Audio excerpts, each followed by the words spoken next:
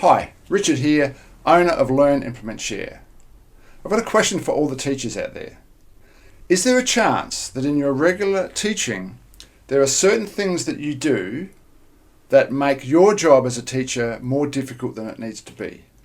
In other words, are there some things that you do on a regular basis as you're teaching that you're not aware of that have you shooting yourself in the foot unknowingly? Now, I ask this question because I've been reflecting on my early years of teaching. It's insightful, let me tell you. There were things I was doing that was making my job more difficult than it needed to be, and the student's task of learning mathematics more difficult than it needed to be. Now, interestingly, I knew things weren't working well. I was incredibly frustrated, and that frustration drove me to change. Now, I'm sharing my story because I don't want to be criticising anyone else, and I think you're going to relate to this.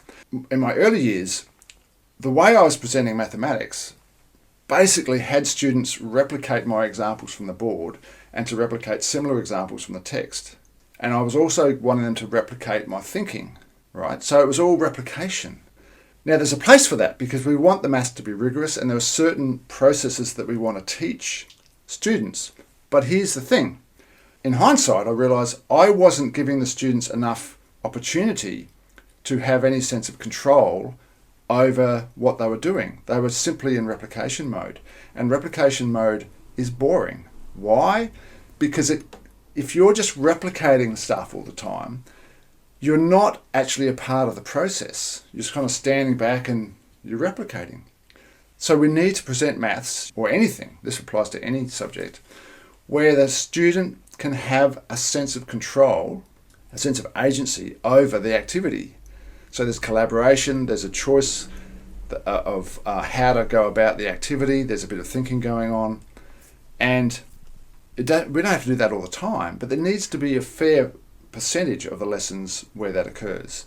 And this doesn't have to take more time than normal. There's ways to do this in a time-efficient manner.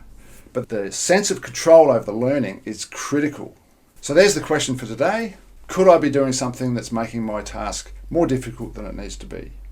Now, this is why in the PD that we run, we throw a whole lot of ideas out at people and get people to reflect on the way mathematics is typically taught and on the way they are teaching mathematics.